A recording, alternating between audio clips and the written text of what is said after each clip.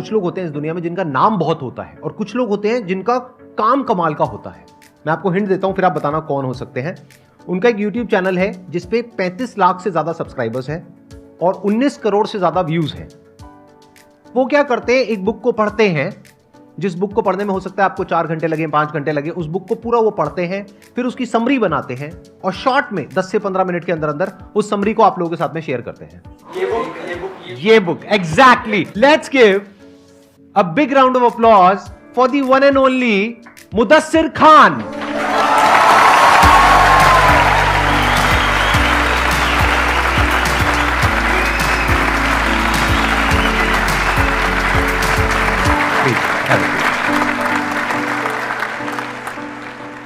ये कहने में मुझे बिल्कुल भी दिक्कत नहीं होगी कि ये नॉलेज का और एक्सपीरियंस का भंडार है। जिस लेवल से इन्होंने शुरू किया है और आज जिस लेवल पर ये है, स्क्रैच से शुरू किया कुछ साल पहले, 6 साल पहले आई थिंक, राइट। और आज ये जिस तरह का ये काम कर रहे हैं, जिस लेवल पे काम कर रहे हैं और लाखों करोड़ों लोगों की जिंदगी को इन्फ्लुएंस कर रहे हैं, वो अपने आप में एक बहुत बड़ी इंस्पिरेशन है। आप बताएंगे आपकी स्टोरी क्या है, मतलब आपकी शुरुआत कैसे हुई, कब हुई, ये बुक्स में आपका इंटरेस्ट कहां से आया और कैसे आया? बुक्स में इंटरेस्ट बचपन से पापा की वजह से आया। पापा ने पहली बुक मुझे ला कर दी थी, एक मैजिक ट्रिक्स की बुक थी। मैं वो पढ़ता था और ड्राइंग होती थी, फोटोज भी नहीं होते थे उसमें, और वो ड्राइंग देख के मैं भी वो ट्रिक्स बनाता था और घर में बताता। प्रैक्टिकली करते थे, सबको दिखाते थे। उसके बाद वो बुक तो खत्म हो गई, सब बना लिए, सब बता दिए। पापा से वो ला ली बुक, पापा मुझे लेके चले गए बुक शॉप पर, 3-4 बुक्स और लेके आए। तो ऐसे ये बिल्ड हुआ रीडिंग में इंटरेस्ट। फिर उसके बाद आपने और बुक्स पढ़नी शुरू करी। और बुक्स पढ़नी शुरू। फिर ये आइडिया कहाँ से आया आपके अंदर? क्योंकि आई थिंक 2016 में आपने अपना YouTube चैनल शुरू किया था ये बुक के नाम से। हाँ। तो ये आइडिया कहाँ से आया आपके अंदर, कहाँ से आया कि मैं ये समरी बनाऊं? और ये जो मैं फंसा हुआ था असल में 2003-4 की बात है। हम लोगों ने एक बिजनेस शुरू किया था, न्यूज़ एजेंसी। तो न्यूज़ देखिए, कुछ बिजनेस ऐसे होते हैं दुनिया में जो कभी बंद नहीं होते। न्यूज़ चैनल्स हैं, न्यूज़ एजेंसीज हैं, न्यूज़पेपर्स हैं, कभी भी बंद नहीं होते। 365 डेज इसमें काम होता है। पापा 18 दिन तक वेंटिलेटर पे थे हॉस्पिटल में उस दिन, तब भी पूरे 18 दिन में काम ही कर रहा था। उनकी डेथ हो गई, तब भी मैं काम कर रहा था। उसके बाद एक मैंने न्यूज़पेपर में ऐड देखा, एक बुक फेयर लगा हुआ था।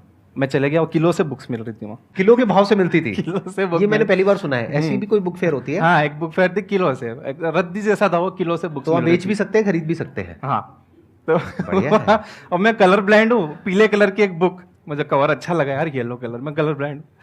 तो वो बुक थी use what you have got, Barbara Corcoran उसके ऑथर हैं।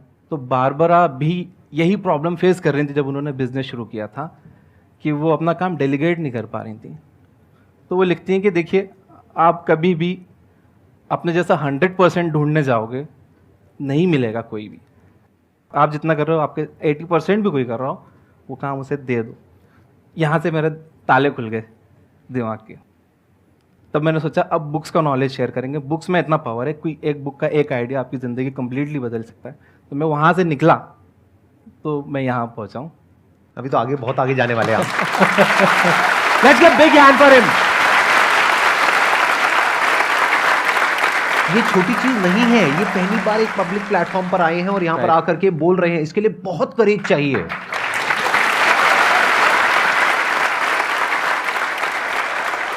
अभी थोड़ी देर पहले भी ये कॉन्शियस हो रहे थे, तो मोनिका जी जो है हमारी, उनका मेरे पास में फ़ोन आया कि सर ये थोड़ा सा हो रहे हैं। तो मैंने फ़ोन पे भी इनसे बात करी और मैंने एग्जैक्ट जो वर्ड्स बोले थे इनको, वो मैं रिपीट कर देता हूँ यहाँ पे आप सबके सामने।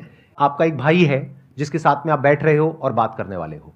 भूल जाओगे यहाँ पे कोई ऑडियंस है, और जो ऑडियंस है वो भी सब भाई बहनें हैं। अगर आपको बहने बोलने में कोई दिक्कत ना हो तो। कोई दिक्कत नहीं। 5 साल पहले जब मुझे कोई जानता नहीं था, अभी भी कोई नहीं जानता। अब जानेंगे, अब जानेंगे इस वीडियो के बाद में, अब सब जानेंगे। 5 साल पहले कुछ 3-1 हज़ार सब्सक्राइबर्स थे। तब मैंने आपके शो पर ऑडियंस में आने के लिए अप्लाई किया था। तो आपने ऑडियंस में तो नहीं बुलाया, गेस्ट में बुलाया।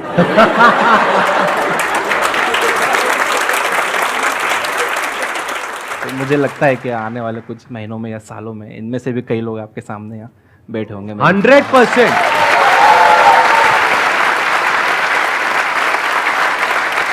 सच बताना, अंदर तक किसको लग रहा है कि आने वाले 5 साल बाद वो इंसान यहां पर बैठा होगा या बैठी होगी? और कोई बड़ी बात नहीं है कि आपका वो लेवल आ जाए कि आप यहां पर बैठ करके मुझे कहो चल जा करके वहां बैठ। मैं बताता हूँ तुझे आसान है क्या होता है, आसान है करता रहता है। अब ऑडियंस की बारी।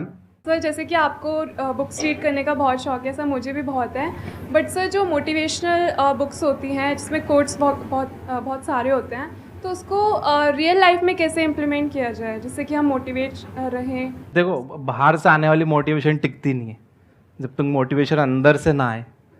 अंदर से मोटिवेटेड रहने के लिए जो आपके गोल्स हैं उन्हें छोटे छोटे पार्ट्स में बांट लो, और छोटे छोटे गोल्स अब जब आप पूरे करते जाओगे ना, आप खुद मोटिवेटेड फील करोगे।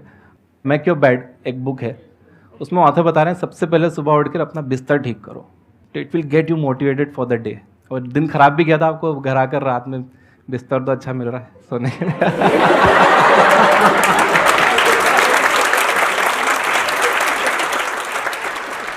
Thank you so much sir, most welcome. Invite करने के लिए। और मैं बहुत खुश हूँ, मुझे रात में नींद नहीं आई आपसे मिलने के लिए, मैं इतना एक्साइटेड था।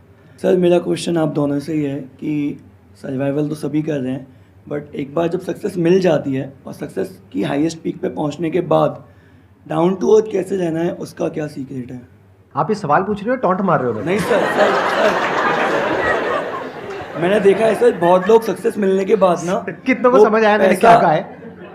पैसा सर पे चढ़ जाता है लोगों के सक्सेस मिलने के बाद। हाँ बिल्कुल सही कह रहे हो। तो सर आप बिल्कुल सही कह रहे हो मेरे बारे में। नहीं सर, एक ना एक दिन तो सभी सक्सेसफुल हो ही जाएंगे अगर सर को फॉलो करेंगे, बट मैं ये जानना चाहता हूँ कि सक्सेस किसी भी फॉर्म में अगर मिलती है तो उस पर्टिकुलर जो सक्सेस, जैसे किसी को नॉलेज बहुत हो जाए तो उसको नॉलेज का घमंड ना आ जाए, तो उसके लिए भी वो डाउन टू अर्थ कैसे है? आप एक काम करो ना, आपके हाथ में माइक है तो आप सीधा ही मार दो। नहीं आप मार दो मुझे। सर आपके लिए नहीं है सर।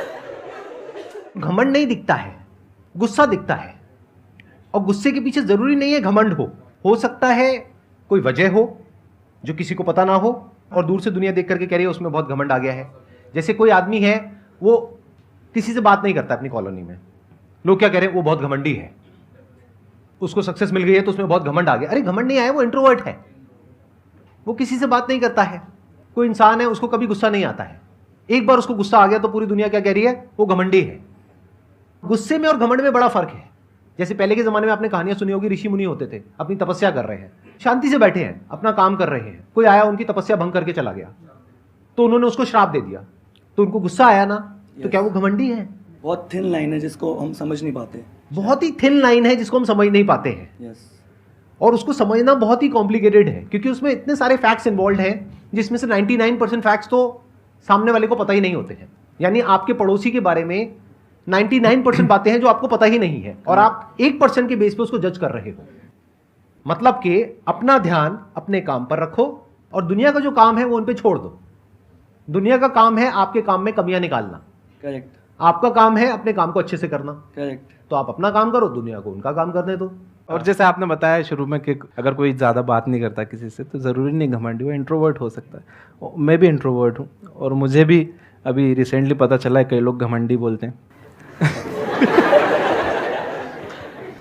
ध्यान से समझना, यहाँ पे एक बहुत बड़ा पॉइंट है। जो लोग इनको घमंडी बोलते हैं और घमंडी समझते हैं, क्या मनी मन उनको इनके ऊपर गुस्सा नहीं आएगा, इनसे जेलसी नहीं होगी, उनको बदला लेने की भावना नहीं आएगी इनकी तरफ उनके मन में, जबकि इनके मन में उनके लिए कुछ भी नहीं है, बट उनके मन में आ चुकी है।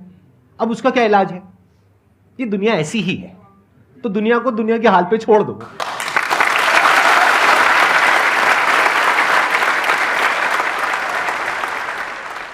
एक्चुअली मेरे पास क्वेश्चंस तो बहुत सारे हैं, पर सर आए हुए हैं तो मैं चाहती हूँ आज सर से क्वेश्चन कर लूँ।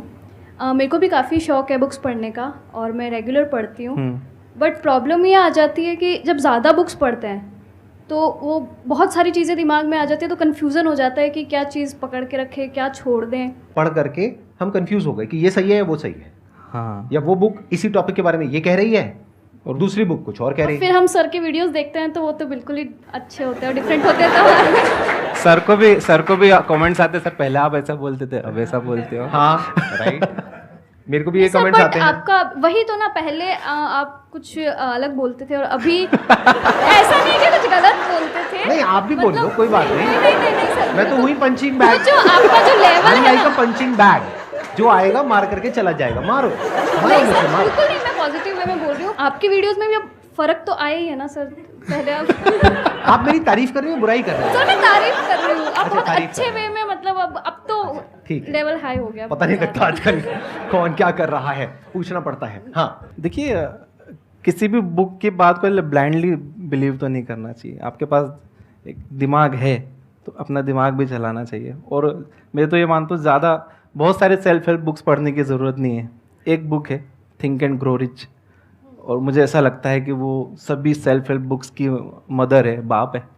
In terms of financial success, अगर फाइनेंशियली आपको सक्सीड होना है तो सेल्फ हेल्प बुक्स जितनी भी हैं, आई एग्री। हाँ, उसके बाद जितनी भी सेल्फ हेल्प बुक्स आई हैं, चाहे वो पावर ऑफ सबकॉन्शियस माइंड हो और भी जितनी, वो सब ऐसा लगता है कि थिंक एंड ग्रो रिच को देखकर ही लिखी गई है। दैट्स अ टेम्पलेट एक तरह से, थिंक एंड ग्रो रिच। और इस बुक का मेरी लाइफ पे भी बहुत बड़ा असर हुआ था। देयर वाज अ पॉइंट जहाँ पर मैंने पिवट किया था, यानी मैं एक पॉइंट पे स्टक था, तो इस बुक ने मुझे एक नया पर्सपेक्टिव दिया था, जहाँ से मेरे करियर में एक मेजर शिफ्ट आया था। आप बताइए क्या करें, कंफ्यूजन हो जाए ऐसा तो? अगर कंफ्यूजन हो जाए हाँ। कि एक इंसान कुछ बोल रहा है, दूसरा इंसान कुछ बोल रहा है, या फिर एक बुक कुछ बोल रही है, दूसरी बुक कुछ और बोल रही है, तो आप पहले उसके स्टैंड पॉइंट को समझने की कोशिश करिए। कोई भी चीज़ ब्लैक एंड वाइट नहीं होती है कि आप कह दोगे ये ब्लैक है, ये वाइट है, ये सही है, ये गलत है। ऐसे नहीं होता है। दोनों अपने अपने स्टैंड पॉइंट से सही है, तो आपको दोनों के स्टैंड पॉइंट को समझना पड़ेगा। हो सकता है एक ही बुक एक पर्टिकुलर टॉपिक के बारे में एक पर्टिकुलर स्टैंड पॉइंट से कह रही है, और वही बुक उसी टॉपिक के बारे में किसी और स्टैंड पॉइंट से बिल्कुल ही Right. अपोजिट बात कह रही है। हो सकता है अभी आप मेरे से एक क्वेश्चन पूछो, उसका मैं आपको कुछ और जवाब दूं, बेस्ड अपॉन आपका बैकग्राउंड क्या है, आपकी प्रॉब्लम क्या है, उसके अकॉर्डिंग मैं आपको सोल्यूशन दूंगा ना। दूसरी तरफ से कोई और इंसान होगा जो सेम क्वेश्चन पूछेगा या पूछेगी, लेकिन उसका जो बैकग्राउंड है उसको मैं समझ करके हो सकता है उसको बिल्कुल ही एक अलग जवाब दूंगा। तो एक क्लियर कट आंसर कभी भी नहीं होता है। राइट। मुझे किसी का मैसेज आया था कि सर एक लड़की मुझे बहुत पसंद है, मुझे उससे ही शादी करना है, लेकिन घर वाले मानेंगे नहीं। ये जवाब उस लड़के के उम्र और बैकग्राउंड देखे बिना नहीं दे सकते। पता चला वो 15 साल का ही लड़का था। मतलब यार पढ़ाई पे ध्यान दे, करियर बना ले लड़कियां। उसको बोलो घर वाले नहीं सरकार भी नहीं मानेगी। सर कोई नहीं मानेगा। और वही कोई थोड़ा ज्यादा एज का होता है, उसके लिए अलग जवाब होता तो है। उसके लिए अलग जवाब होता। हाँ। इससे पहले कि ऑडियंस में से कोई आपसे कोई क्वेश्चन पूछे, मेरे माइंड में एक क्वेश्चन आ रहा है। हाँ। आज आपने काफी कुछ अचीव कर लिया है, तो आप थोड़ा सा Right. बताइए अपने एजुकेशनल बैकग्राउंड के बारे में, और फिर आप बताइए कि आपके लिए आज की डेट में जो ये सक्सेस है, पैसा है, इस सब का क्या मतलब है। एजुकेशन 8th तक मैंने पढ़ा है, उसके बाद मैंने इन लोगों ने आसानी से मान भी लिया, कोई मानता ही नहीं है किसी को बताओ तो। नहीं आप झूठ बोल रहे हो, नहीं लगते तो नहीं हो। इससे पता लगता है कि ये फर्क नहीं पड़ता कि आपका बैकग्राउंड क्या है, ये फर्क पड़ता है कि आपकी विजन क्या है, कि आप जाना कहां चाहते हो। आप कहां से आ रहे हो वो मैटर करता है, लेकिन इतना नहीं करता है जितना कि आप कहां जाना चाहते हो। पापा ने सेल्फ लर्निंग पर ही फोकस करवाया, पूरा सेल्फ एजुकेशन। सीखो लोग कैसे बात करते हैं, केबीसी ये एंटरटेनमेंट के लिए मत देखो, बच्चन साहब कैसे बात करते हैं सीखो। बुक्स ला के दी थी उन्होंने, how to win friends and influence people. मुझे एक आदत हो गई थी, मैं बैठे बैठे से नाखून तोड़ने लग गया। 15-16 साल का था, पापा के सामने मैं कर रहा था। तो पापा ने बोला यार तुझे बड़ा हो गया, बड़े बड़े इंटरव्यूज देने, लोगों उसके इंटरव्यूज लेने, और तू ऐसा करेगा। रुको साहब ये, हाँ बोलो। तो बॉडी लैंग्वेज पे फिर उन्होंने बुक ला के दी, एलन पीस की एक काफ़ी अच्छी बुक है बॉडी लैंग्वेज। तो वो बताते थे ऐसे हाथ रख के किसी से बात नहीं करना, ऐसा मैसेज जाता है कि आप उससे एग्री नहीं करते हो। तो सेल्फ लर्निंग पूरा पापा की साइड से। कोई नया वीडियो गेम लिया या कोई गैजेट आया घर में तो कहते थे नहीं पहले यूज़र मैनुअल पढ़ो। मैं बोलता था अरे पापा सिंपल है, ये पिन यहाँ लगाओ, ये लगाओ, ये चालू करो, हो गया। नहीं पहले यूज़र मैनुअल पढ़ो, देखो फिर करो। तो आपके फादर का बहुत बड़ा रोल है, बहुत आज बड़ा आप जो रोल भी है। कुछ हो उसमें। यस। और पैसे की बात जो आप कर रहे हैं, पैसा और सक्सेस आज की डेट ये में पैसा मैं मानता हूँ, पैसा इज लाइक अ टूल, जैसे स्क्रू ड्राइवर है। जैसे आपने वो देखी एक विलन फिल्म, उसमें रितेश देशमुख स्क्रू ड्राइवर से मर्डर करता है। तो स्क्रू ड्राइवर अच्छा था या बुरा था उसमें? स्क्रू ड्राइवर बुरा कैसे हो सकता? यूज करने वाला बुरा था। जब पैसा आता है तो जो आप हो असल में, आपको वही रूप बाहर आता है। पैसा ना अच्छा है ना बुरा है। पैसा जहाँ काम करता है, बहुत अच्छा काम करता है, बहुत सारे प्रॉब्लम सॉल्व हो जाती हैं।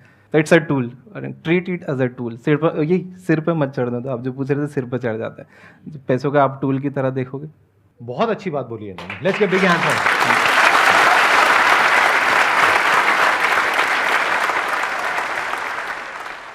हेलो, अच्छा, ओके, लिप रीड करेंगे, ओके।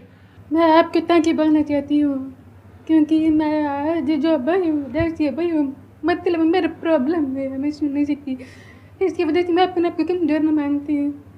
मैं अकेला रहती हूँ, अकेला जा रही हूँ, पर फिर भी अपनी लाइफ इंजॉय कर रही हूँ। और जो आपके साथ साथ बहुत ज़्यादा रिस्पॉन्सिबिलिटी भी है, मेरे लाइफ कॉम्प्लिकेटेड है बहुत ज़्यादा, तो मुझे समझ में अंदर से टूट चुकी हूँ। मैं अकेला रह रही हूँ, प्रॉब्लम है, कमजोर नहीं हूँ, लाइफ जी रही हूँ खातिर, पर अंदर से गोल अचीव करने का हुनर टूट चुका है, तो कैसे कर सकती हूँ मैम? मैं धीरे धीरे बोलूंगा ताकि आप मेरी बात को समझ पा रहे हैं। मैं समझ रही हूँ। हिम्मत रखिए, ऐसे लोगों की कहानियां पढ़िए जो बिल्कुल उसी सिचुएशन में थे जिस सिचुएशन में अभी आप हैं। प्रॉब्लम है, कोई बात नहीं, वहां से ध्यान हटाइए। जो आपके अंदर अच्छा है, यूनिक है, जब भगवान कुछ हमसे लेता है तो कुछ देता भी है, वो कई बार दिखता नहीं है। जब भी दिखेगा तो उस पर फोकस करिए और लाइफ में आगे बढ़िए, आप बहुत आगे जाएंगे, बहुत कुछ अच्छा करेंगे।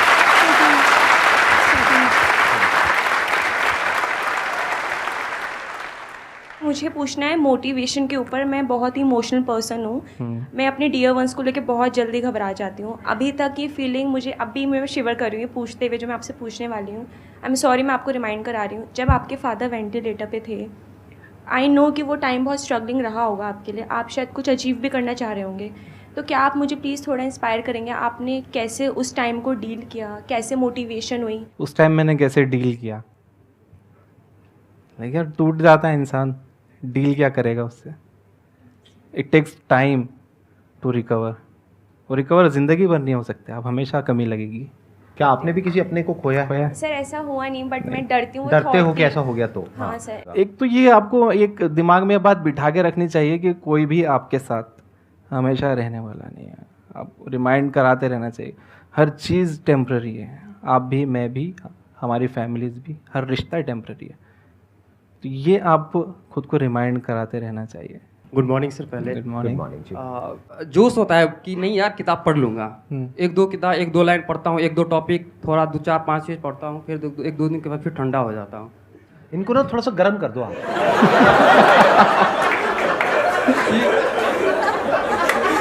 मैंने कुछ गलत नहीं बोला, आप लोगों का दिमाग गंदा है।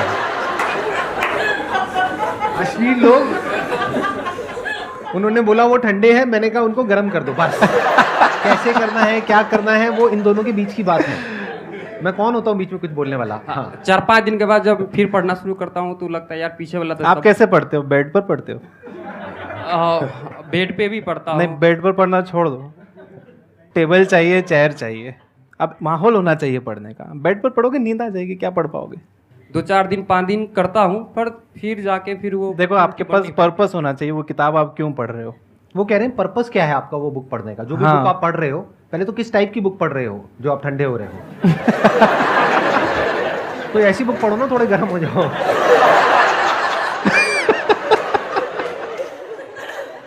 मैं एक इंसान की प्रॉब्लम का सोल्यूशन निकाल रहा हूँ हंसते खेलते, मतलब आप उसका कुछ और ही मतलब निकाल रहे हो। क्या मतलब किस तरह की बुक पढ़ रहे हो, उसका पर्पस क्या है? Sir think and grow rich ये भी पढ़ रहा है एक साथ ही ना, ये भी हो जाती है इशू कि एक साथ ना 2 बुक ले लेता हूँ, जैसे थिंक एंड ग्रो रिच और एक दूसरी बुक कौन सी है? गुड डैड बैड डैड जो है, ये वाली। रिच डैड पुअर डैड की आप बात कर रहे हैं? Sorry, rich dad poor dad. क्या पता हो, मेरे गाने में बहुत मस्ती होती है। तो अच्छा, तो आप अभी पढ़ रहे हो थिंक एंड ग्रो रिच? हाँ सर। तो अमीर क्यों होना चाहते हो भाई साहब? क्या करोगे अमीर होकर के? अमीर तो सर सब होना चाहता है। अमीर बनने का भी इतना कीड़ा नहीं है ना अंदर? कीड़ा तो सर बहुत है। कीड़ा थोड़ा ठंडा है,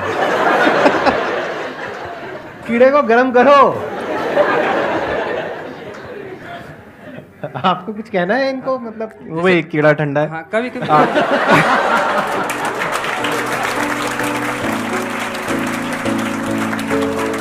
आपके लिए एक छोटा सा गिफ्ट है। आप कितनी दूर से आए हमारे लिए यहाँ पर अपना टाइम निकाल करके। सर आपने पहले ही आप कितना, कहाँ से, औरंगाबाद से? हाँ मैं औरंगाबाद से हूँ। Thank you so much, it means a lot to me and my entire team. ये हमारी पूरी टीम की तरफ से, हमारी पूरी फैमिली की तरफ से आपके लिए छोटा सा गिफ्ट है।